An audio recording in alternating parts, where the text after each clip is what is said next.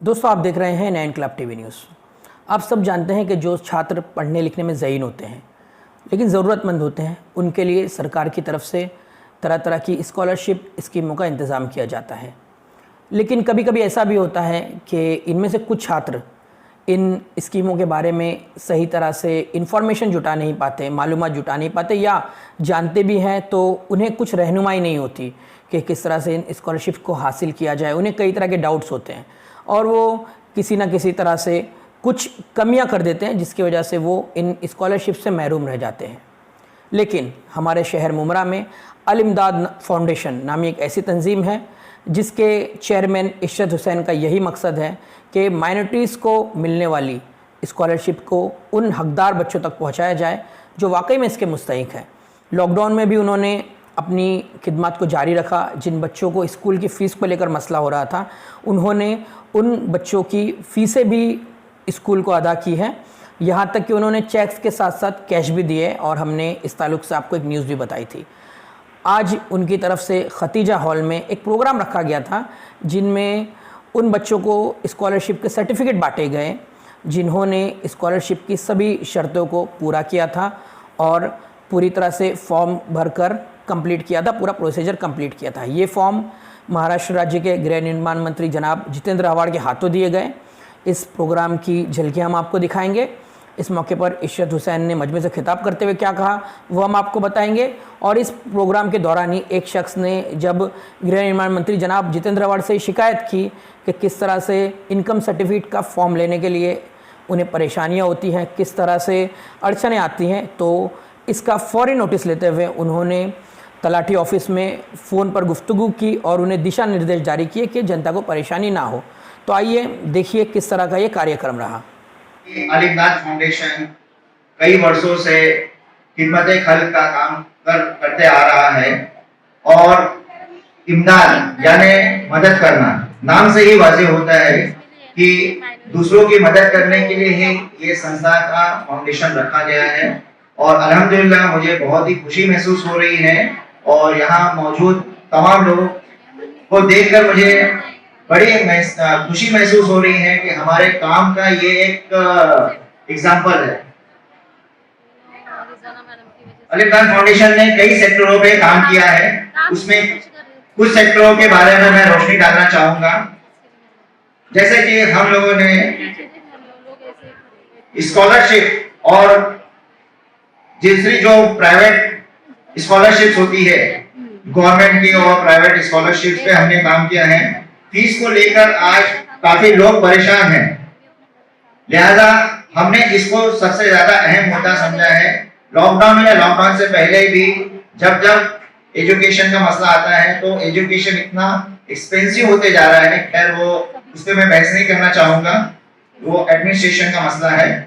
लेकिन हम पूरी कोशिश करते हैं कि हमारे जो भी बच्चे हैं, आने वाली भविष्य जो है, देश के भविष्य है, उनको अच्छा एजुकेशन दिए और उनकी जो तकलीफें हैं एजुकेशन जो फीस को लेकर है उसे पूरी करने की कोशिश करते हैं। आज जो मौजूद रखा गया है कि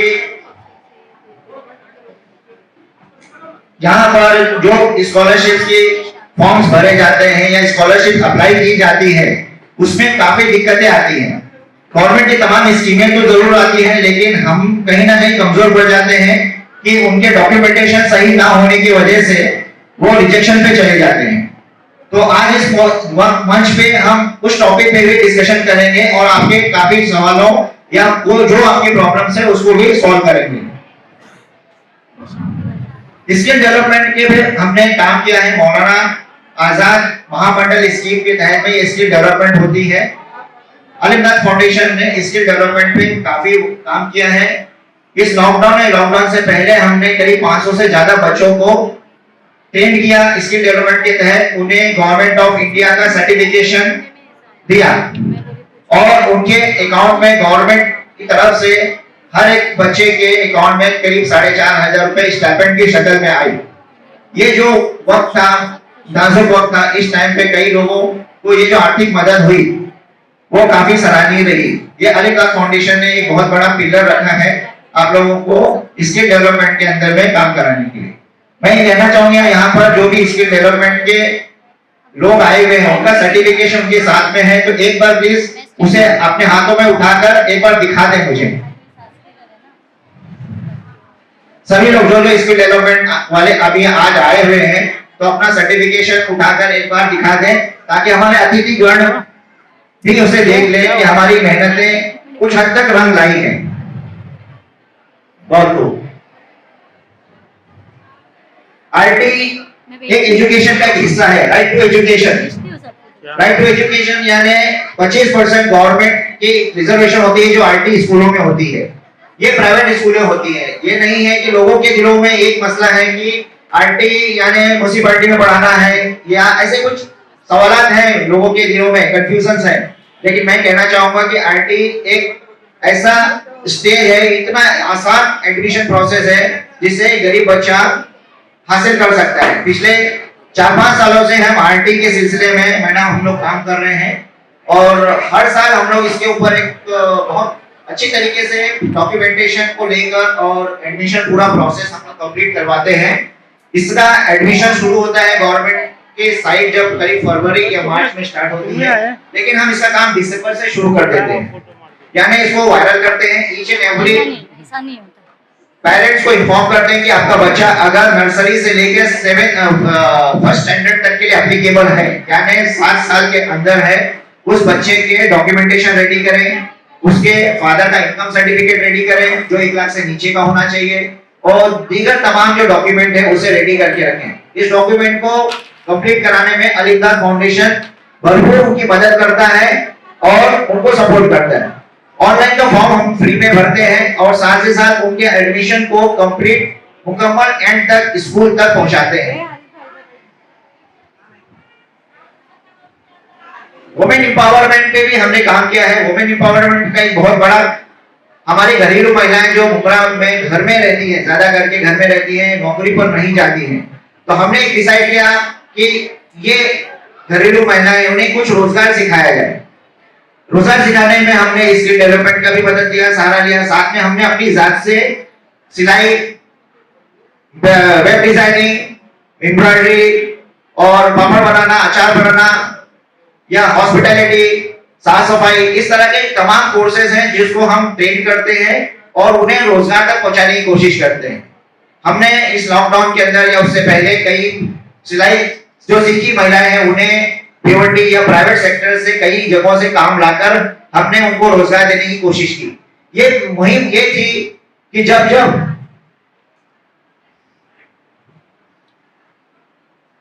माफ करना मेरी आंख नम हो गई, क्योंकि मैं ये इस दौर से गुजरा हूं कि पेरेंट्स मेरे पास आते हैं और फीस के लिए तकाजा करते थे कि सर हमारे बच्चे की एजुकेशन रुक रही है, हमें फीस की जरूरत है। मैं मेरी कौम को मांगता हुआ नहीं देखना चाहता।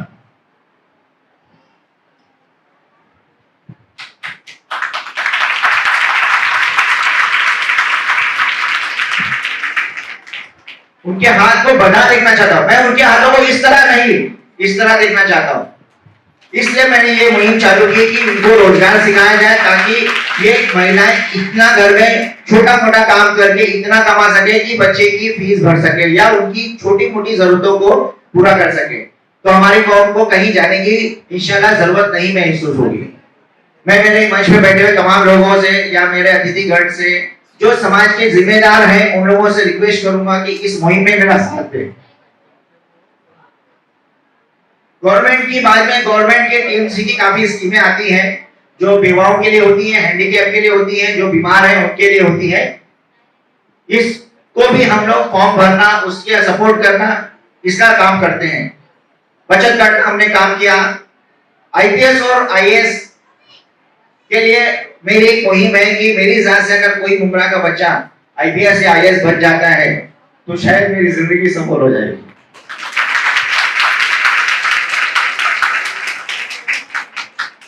रोजगार का लोन, हॉकर्स लोन, रेशनिंग, जो जरूरी एनजीओ की है वो तो खैर उस डिस्कशन के नहीं है, हमारा फर्ज है वो हम करते रहते हैं। इसी साथ में मैं ये भी कहना चाहूंगा कि आज जो डॉक्यूमेंटेशन का मसला है, ये प्रोग्राम जो लिया गया है इसी मकसद के तहत जो लिया गया है कि आप लोगों की जो दिक्कतें हैं डॉक्यूमेंटेशन से लेके उसे सॉल्व की जाए। गवर्नमेंट की तमाम स्कीम जो है आप तक पहुंचे। स्कीम तो बहुत आती है लेकिन आप तक नहीं पहुंच पाती है, उसी कहीं ना कोई गैपिंग है जिसे आपको फिल करना है। अलीमदाद फाउंडेशन हमेशा आप लोगों के साथ खड़ा है और आगे भी आप लोगों की हमेशा मदद करते रहेगा। इसी के साथ मैं अपना बात खत्म करता हूं। अल्लाह हाफिज, जय हिंद, जय महाराष्ट्र।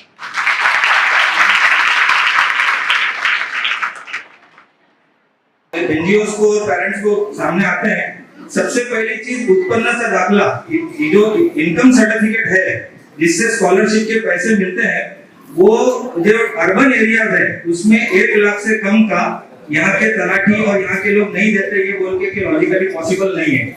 इसी तरह सेंट्रल गवर्नमेंट की कुछ स्कीमों में मराठी में दिया हुआ इनकम सर्टिफिकेट नहीं चलता, उसको इंग्लिश में ट्रांसलेट करके देना पड़ता है। तो महाराष्ट्र के दूसरे विभागों में तहसीलदार खुद साइन करके देता है और यहाँ पर हमको ट्रांसलेशन करना पड़ता है, जिसके लिए पेरेंट्स को भी खर्चा आता है और तकलीफ आती है। और तीसरा जो परेशानी हम लोग तहसीलदार का नंबर है जी। और सर तीसरी परेशानी है कि लंबे टाइम से 30-40 साल से यहाँ मुंब्रा में रहने वाले जितने रेसिडेंट्स हैं, उन लोगों के पास जो ईडब्ल्यूएस सर्टिफिकेट के लिए 1965 का प्रूफ लगता है, उसमें वो जमीन के कागजात ही एक्सेप्ट करते, दूसरा कोई प्रूफ एक्सेप्ट नहीं करते। तो अगर ये रिक्वेस्ट आपको हम ये करते हैं कि अगर इसका कोई हल निकलता है तो यहाँ के हजारों स्कॉलरशिप्स पास हो जाएंगे। कौन एक्सेप्ट नहीं करता? ये जो तहसील ऑफिस है, जो कलेक्टर ऑफिस है ना अपना उधर थाने के अंदर, 1965 का रहवासी पुरावा चाहिए, जिसके लिए वो जगह के अलावा किसने ये सब पूरा मुझे क्या है? हेलो हेलो सर, मंत्री बात कर रही है। सर माइक देना।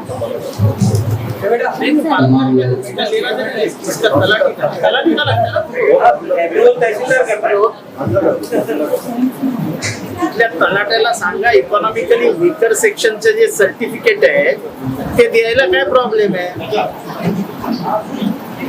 नाही, त्याला अधिकार आहे तर त्याला सांगा ना, इथे गरीब लोकांना सर्टिफिकेट मिळत नाही, त्यांना स्कॉलरशिप मिळते 4500 रुपयाची, पण त्यांना नाही देत ना।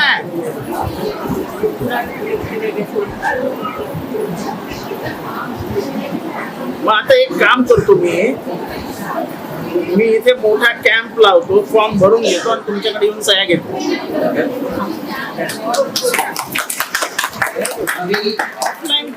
ऑफलाईन करूया आणि 1000-2000 फॉर्म भरले जातील, तेवढे तुमच्याकडे पाठवून देतो, तेवढंच त्यांचं गरीबाचं भलं होईल। Okay, thank you.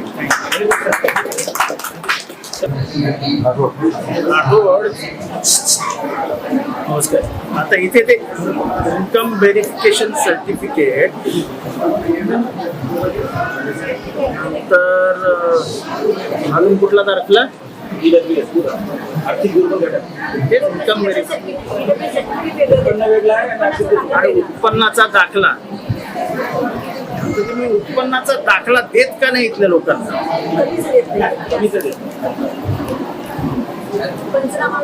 जबाब आणि पंचनाम्यामध्ये तुम्हाला फ्रीज दिसला की तुम्ही नाही म्हणता की फ्रीज आहे तुमच्या घरात।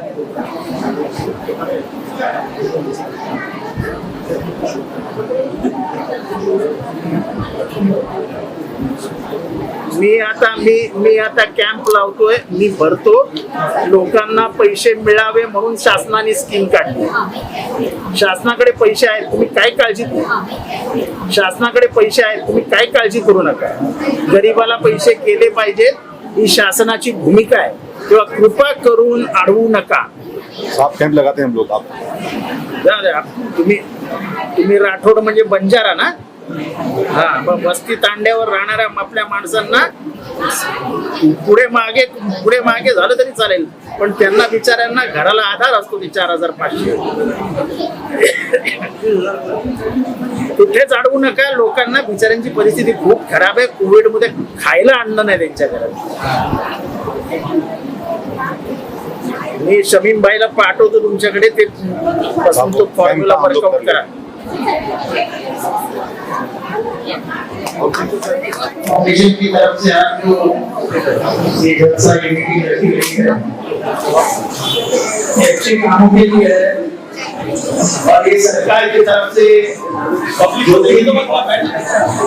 जो भी योजनाएं आती है, जो कुछ स्कीम्स आती है, सरकार अल्पसंख्यकों को, अकलियतों को मजबूती देना चाहती है, उनको मदद करना चाहती है। तो ये हिसाब से हमारा यहाँ का वार्ड देश है सर मानिटर निश्चित रूप से ये पहले से काम तो ये जो फॉर्म्स भरे जाएंगे, जो स्कीम्स के लिए जो कुछ सर्टिफिकेट लगेंगी, मैंने अभी तहसीलदार से बात की है, अभी मैंने तलाठी से भी बात की है। आइंदा आपको मुसीबत नहीं आएगी वो सर्टिफिकेट लाते हुए कि हम लोग देखेंगे और ज्यादा से ज्यादा आप लोग जाके अपने एरिया के समझाइए कि ये सर्टिफिकेट मिलता है, हमें यूनिफॉर्म भरना चाहिए, ये स्कीम का फायदा लेना चाहिए ताकि आपको भी थोड़ी मदद हो। ये सरकार आपके लिए खड़ी है, ये सरकार आपके पीछे।